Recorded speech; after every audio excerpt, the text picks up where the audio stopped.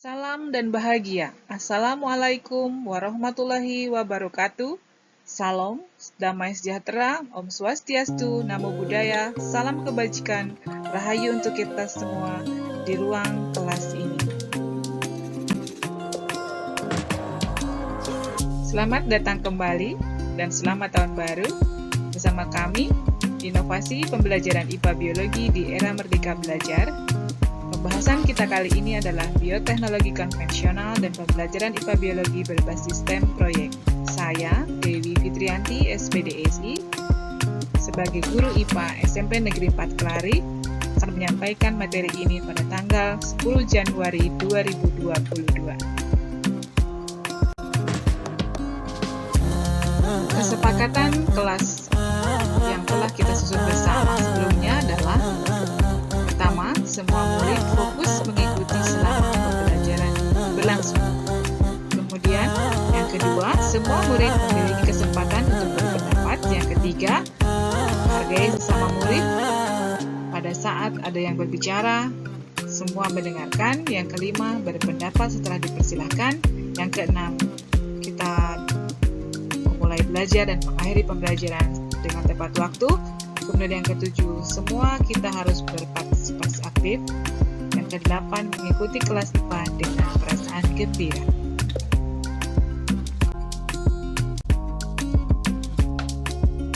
Agenda pembelajaran, baik itu secara daring maupun secara tatap muka nanti. Misalnya hari ini ya, pertama itu pembukaan, salam, sapa, doa, tujuan, resepsi. Kemudian pembelajarannya menggunakan pendekatan STEM based learning. Nah, di sini ada paparan sedikit, kemudian ada praktek yang menekankan pada keterampilan kamu dalam science, technology, engineering, and mathematics. Jadi ada proses ya, ada proses pendekatan STEM yang harus dilakukan. Kemudian presentasi, praktek, juga kesimpulan, penutupnya, kemudian ada refleksi.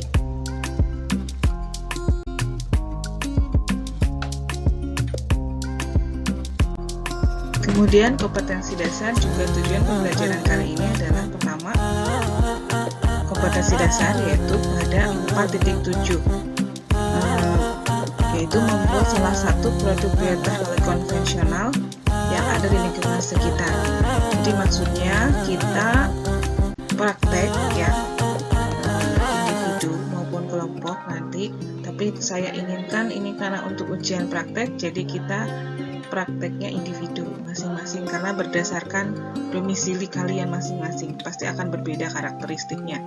Kemudian tujuan pembelajarannya untuk yang pertemuan pertama itu, murid dapat membuat langkah kerja produk bioteknologi konvensional dengan tepat. Jadi yang ini adalah yang pertama, merancang. Jadi ada engineering. Engineeringnya apa? Membuat langkah kerja proyek yang akan dilakukan masing-masing untuk membuat produk bioteknologi konvensional yang tepat. Nah, produk yang akan kita praktekkan di sini adalah produk tempe, tapi bukan dari kedelai. Kalian dipersilahkan untuk mencari bahan-bahan yang berdasarkan domisili kalian. Yang banyaknya itu apa? Kearifan lokal kalian. Misalnya bahan apa yang ada makanan seperti misalnya kacang yang lain ya, misalnya, atau umbi, atau kacang panah, kacang merah dan lain-lain. Itu bisa dipilih sesuai dengan domisili kalian di mana dan yang sumbernya yang paling banyak itu apa saja.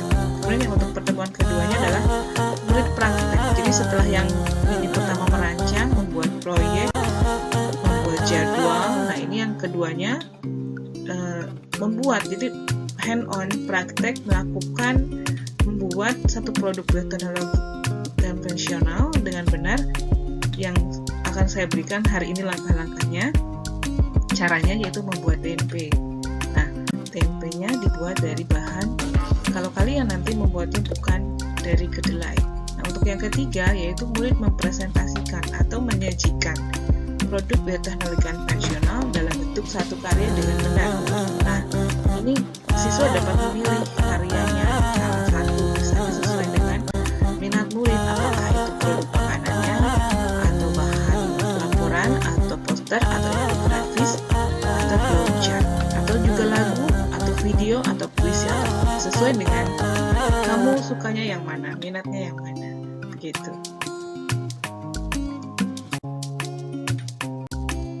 Sesuai dengan kajian kita kali ini adalah bioteknologi konvensional dan pembelajarannya. Nah, seiring berkembangnya zaman, kebutuhan pangan di Indonesia semakin bertambah. Tetapi, stok bahan pangan ternyata tidak berasal dari Indonesia. Nah, ini masalahnya. Misalnya, kedelai pun diimpor dari luar negeri. Padahal, kedelai itu adalah bahan baku tempe, dan tempe itu berasal dari Indonesia. Nah, jadi di sini ada koran online. Di sini dari sindonews.com itu mengemukakan berita kelangkaan kedelai. Bareskrim Polri telusuri dugaan penimbunan. Jadi karena semakin langka kedelai itu, akhirnya karena salah satunya ini diduga adalah menimbun, ya, itu sangat tidak manusiawi karena justru akan merugikan bagi pembuat tempe, ya. Akhirnya tempenya mahal dan produksi pun terhenti. Nah, sebenarnya apa sih bioteknologi itu? Nah, ini di sini ada pertanyaan apa, mengapa, dan bagaimana proses bioteknologi itu dilakukan. Nah, ini lebih detailnya mari kita belajar bersama. Nah, selanjutnya di sini juga ada, ya, dari sindonews.com. Di sini ada berita abai dengan kedelai sampai kapan. Jadi ini merupakan tantangan kepada pemerintah Indonesia untuk tidak mengabaikan kedelai. Kenapa? Karena kedelai itu adalah produk yang krusial untuk produksi tempe di Indonesia. Nah, kebutuhannya itu kedelai sangat banyak, gitu ya. Misalnya ini, harga kedelai di tingkat pengrajin tempe itu sekitar 900.000 per kuintal, ya, naik dibanding sebelum yang harganya 680.000 sampai 700.000 per kuintal. Nah, Indonesia itu mengimpor kedelai sampai tahun 2020 dan hingga kini tahun 2021 menurut berita ini yang didata dapat dari tahun 2020 itu 1,27 juta ton itu impor dari Amerika. Jadi rata-rata kebutuhan per tahunnya ini ada 2,8 juta ton. 70% untuk tempe, 25% untuk tahu, dan 5% untuk produk lain. Nah, sedangkan di Indonesia, nah ini bendera Indonesia, itu produksi kedelai nasional dalam 4 tahun terakhir ini hanya sekitar 600.000 per tahun, ya. Jadi rata-rata impor ini banyak banget ini dari luar negeri, gitu. Jadi ini kita cuma segini dan ini harus dipasok, akhirnya kita harus mengimpor dari luar negeri. Nah, itu masalahnya, ya. Selanjutnya, nah ini juga, nah dengan harga kedelai yang melonjak naik itu, kita sebagai orang yang terlibat dalam bidang pendidikan, saya sebagai guru dan kalian sebagai siswanya, saya punya tanggung jawab kepada kalian semua siswa SMP yang belajar IPA, ini termasuk dalam materi IPA kelas 9 bioteknologi konvensional. Kita berinovasi, ya, diharapkan kita berinovasi menciptakan atau memodifikasi, ya, yang sudah ada sehingga kebutuhan tempe di Indonesia atau di tempat kalian itu terpenuhi. Jadi tempe itu tidak melulu dari kedelai. Jadi ini ada 4 bahan contoh bahan yang dapat mengganti bahan kedelai yang dapat mengganti bahan tempe, ya. Jadi bukan kedelai. Nah, ini yang gizinya juga tak kalah bagus dan tak kalah tinggi, dan ini ada di beberapa daerah di Indonesia khususnya. Jadi, cobalah kalian mengenali daerah kalian masing-masing dan sumber makanan apa yang banyak di sana itu harus dikemukakan dan dicari, kemudian dijadikan sesuatu yang berharga seperti tempe. Misalnya di sini ada nomor 1 ini kacang koro, aneka kacang koro ini banyak banget banyak banget, dan ini bisa dimanfaatkan, difermentasi menjadi berbagai makanan tradisional. Kacang korok, kemudian kacang tunggak ya. Ini juga gizinya juga cukup besar, proteinnya. Kemudian ada kacang putih dan kacang pasir fava. Nah, ini sebagai bahan pengganti kedelai.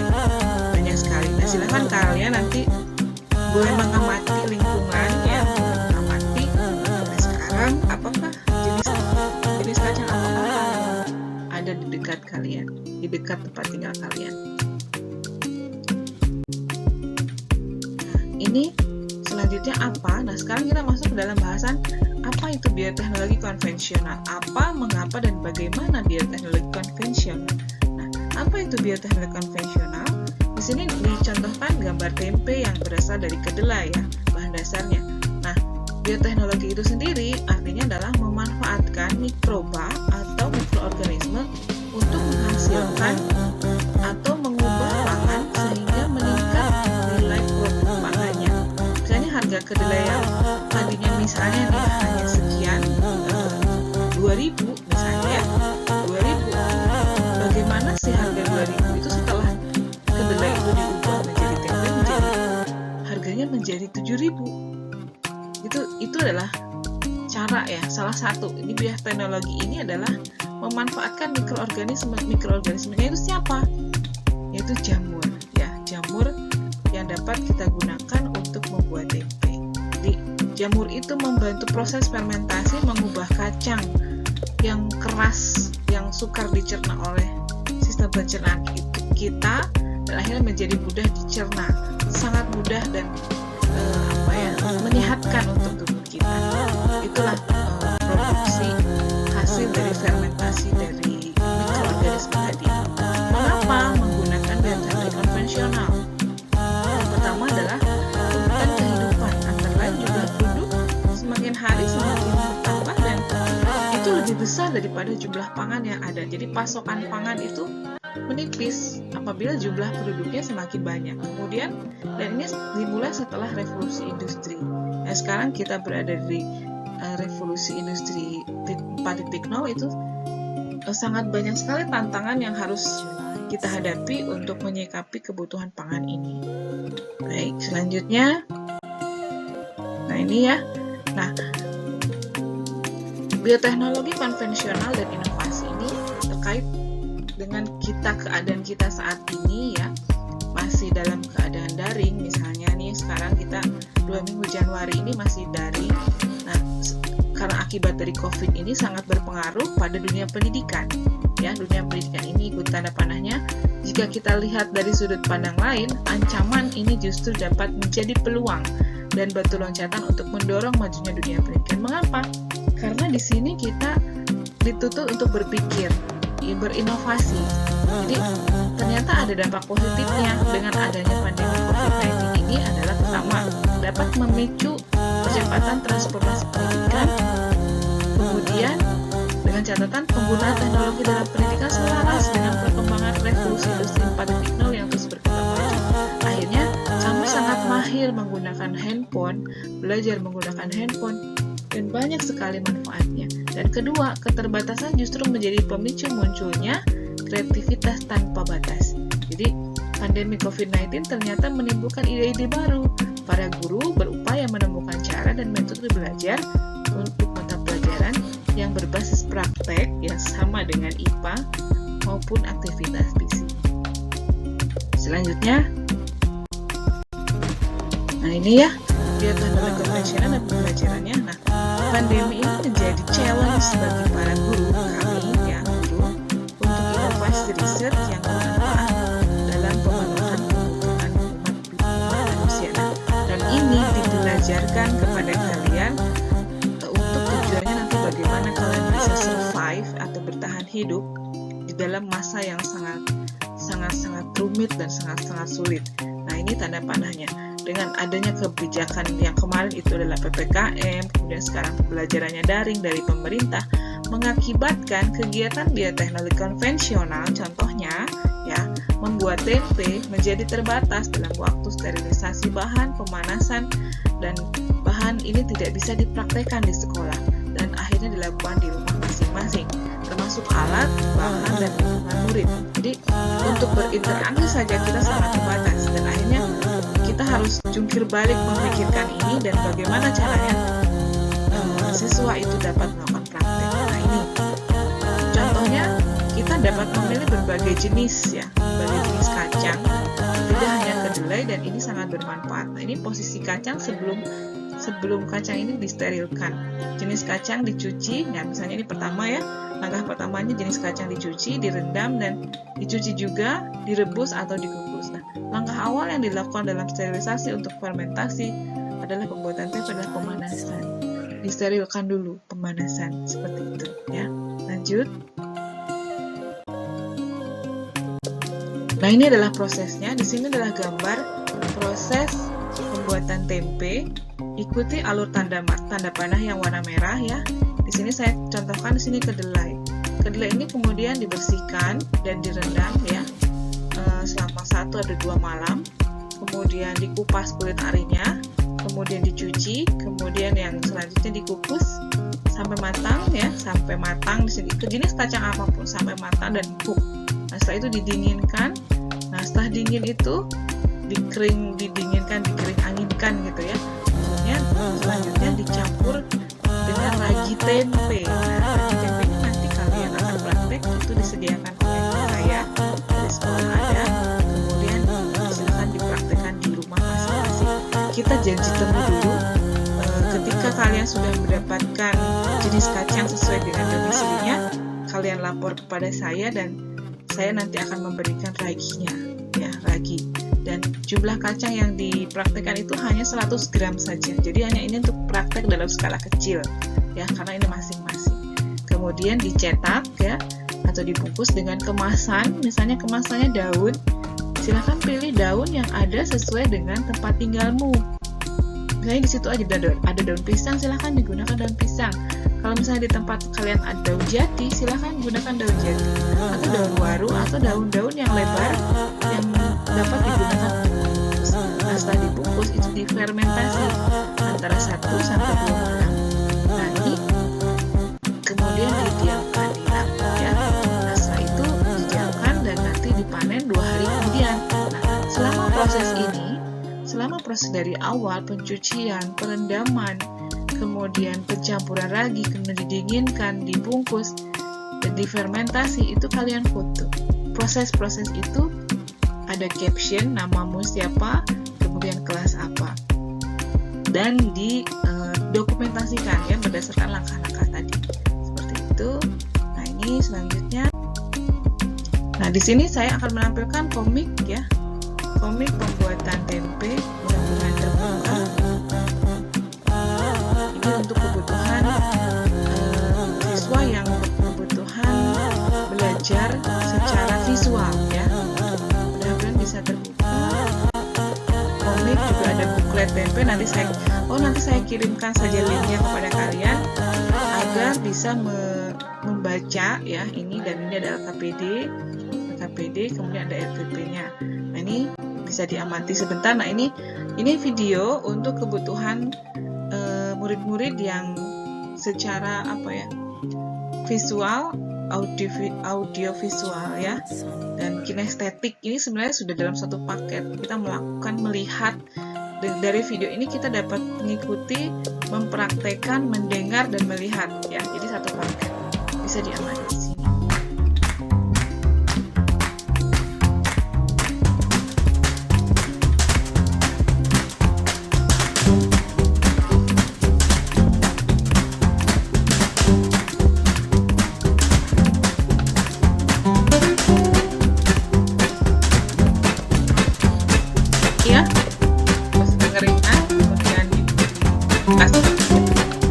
Samanya, dan di sini diberi raginya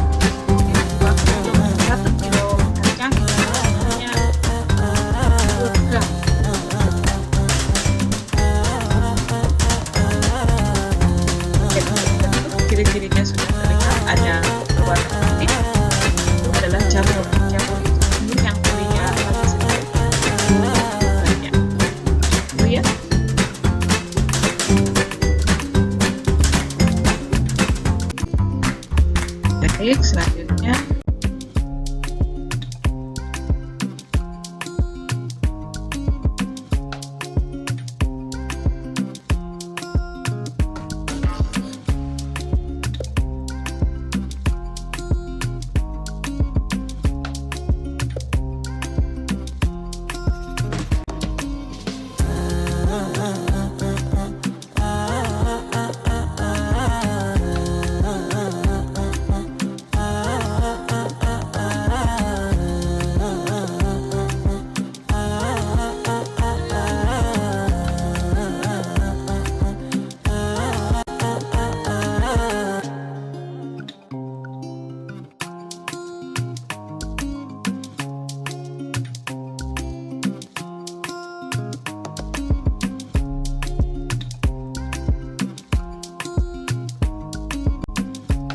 ini selanjutnya.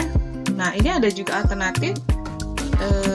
Diharapkan kalian membuat tempe itu bukan kedelai. Ini salah satunya adalah dengan jagung.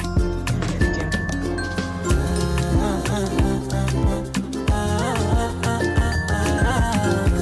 Ya, mengapa tempenya gizi? Tempe dari jagung banyak sekali gizinya.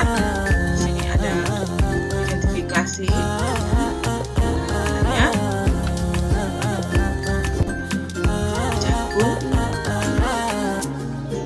Ragi tempe nanti lagi disediakan, kemudian bisa daun pisang atau daun yang lain, air, ya. Kemudian alat-alatnya ini ada di rumah semua menurut saya, gitu kan. Bisa digunakan meminjam dulu pada orang tua di rumah, ada izinnya, kemudian setelah digunakan dibersihkan kembali dengan rapi, ya. Itu selalu kembali kepada semula. Dan lakukan dengan sangat hati-hati agar tidak melukai badan kalian. Jadi caranya, pencucian di air yang mengalir, ya, di air yang mengalir. Kemudian di sini ada proses merebus atau dikukus, atau sebaliknya, atau jagung mentahnya dipipil dulu, iris dulu, kemudian menjadi butiran-butiran jagung itu. Kemudian ini sebaliknya diiris dulu, kemudian sebaliknya belum diiris, jadi tidak apa-apa sebaliknya. Sebaliknya setelah direbuskan supaya dingin, kemudian sekarang kita menyiapkan untuk kemasannya, ya. Ini dipipil dulu, diiris, ya, misalkan dari jagungnya. Ini gunakan dengan hati-hati agar tidak melukai badan kalian.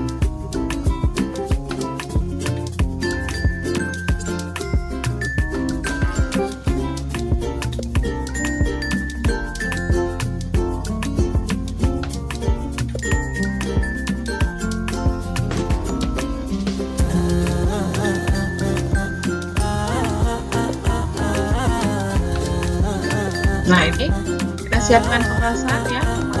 Daun pisang, boleh daun apapun, dibersihkan, semuanya dibersihkan, ya, dan ditata, didinginkan, dikering-anginkan, jadi kondisinya tuh sangat kering, gitu, ya, lembab. Kemudian diberi sendok, 1 sendok teh lagi kalau jadinya banyak, sedangkan kalian hanya praktek hanya 100 gram saja, jadi raginya setelah kering anginkan, campur dengan menggunakan sendok, ya, campurnya jangan menggunakan tangan, misalkan, ya, supaya tidak ada kontaminasi, ya. Kemudian dibungkus menggunakan daun, ya. Silahkan, ya, bebas, ya, mau segitiga, mau kotak, mau balok, mau bulat, silahkan. Apa kamu berkreasi, ya, bentuk-bentuk yang unik, bentuk bintang, hati, bentuk orang, bentuk karang, silakan. Atau seperti bentuk donat, is okay. Jadi ada juga bentuk-bentuk tempe yang inovatif, lah, yang diciptakan. ini difermentasi selama 2 hari. Setelah 2 hari hasilnya akan seperti ini. Nah, setiap kamu melakukan kegiatan itu didokumentasikan di foto ya. Baik, itu. Berikut ini saya tampilkan bentuk tempe yang sepenuhnya saya ambil dari Instagramnya Indonesian Tempe Movement. Jadi ada Instagram yang bergerak dalam bidang produksi tempe, itu yang dimiliki oleh orang Indonesia, dan dia sudah berpendidikan sampai S3 di luar negeri, dan mereka penelitiannya mengembangkan tempe sebagai superfood ya di luar negeri, di Eropa dan Amerika, dan akhirnya berhasil, dan dia sudah menjadi dokter sekarang, yaitu Profesor Driandro ya. Dan ini Instagramnya berisi tentang bentuk-bentuk tempe dan produksi tempe dari berbagai wilayah di dunia, salah satunya di Indonesia, dan dari Amerika, dari Jepang, dari Eropa juga ada. Nah, ini yang pertama adalah bentuk lingkaran ya, lingkaran, dan dia dihiasi oleh bunga edible flower ya. Kemudian ini ada yang bentuk panjang seperti ini, seperti tongkat, dan dia bisa dibentuk seperti ini ya. Jadi silakan dilepas. Nah, selanjutnya ini ada rainbow tempe. Ini berarti berasal dari berbagai jenis kacang yang berwarna-warni ya. Jadi rainbow, ada yang warna hijau, jadi kacang yang warna hijau. Jadi ada kacang polong itu warna hijau, dia gunakan untuk ini. Kemudian ini juga sama, saya ngambil dari Indonesian Tempe Movement Instagram.